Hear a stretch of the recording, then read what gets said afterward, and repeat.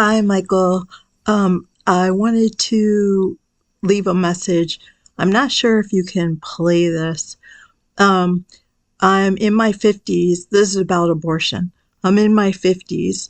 So when I was 41, I got pregnant, and this is embarrassing, but I was uh, addicted to drugs.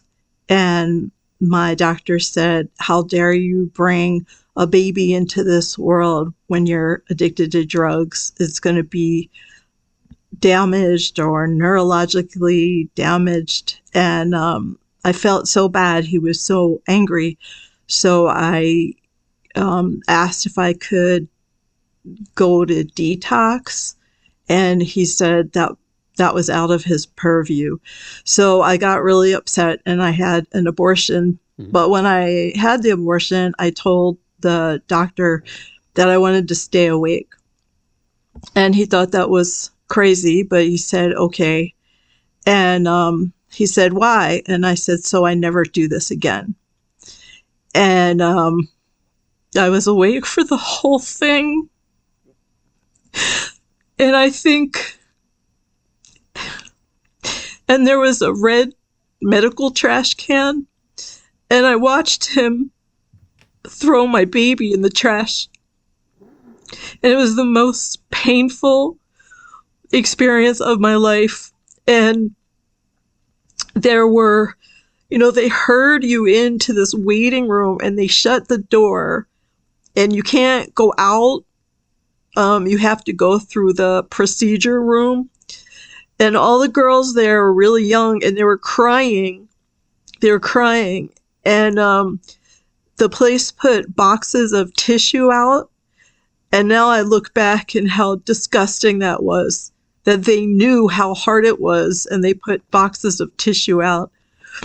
Anyway, so now I'm older and I could never have children again, and I don't have grandchildren. So people don't tell you about that you regret not having grandchildren. Okay, that's it. Thank you. Oof, man, really, really sorry to hear all of that. From the horrible advice from the doctor to the drug addiction to this awful decision to, all of it. So even your sense that you knew it was so wrong. That's why you stayed awake during it. And really just totally heart-wrenching. To then even the notion of in the waiting room, all these girls are crying. Why are they crying? It's not tears of joy, obviously. It's just so dark. There was no question in your story. I appreciate your telling us that. If there were a question of what do I do or how do I think about it, I would recommend sacramental confession would be my spiritual recommendation here. Since there's nothing that God can't forgive if you're seeking forgiveness, and if one were to look at all for the kind of silver lining in the storm cloud, I think it's this. What you've just told to a lot of people, many, many people listening to this show, on the podcast, on YouTube, on terrestrial radio, and all over the world even, a lot of people haven't heard that. A lot of people don't hear that part. They hear about how abortion's freedom and you're going to feel really great and you need this. Oprah's going to tell you this is the American dream. It sounds like an American nightmare to me. And this is the sort of thing, as you say, so gravely damaged your life, to say nothing about the life of your child. And there's a van pushing this at the DNC. This is the side that you're not going to hear.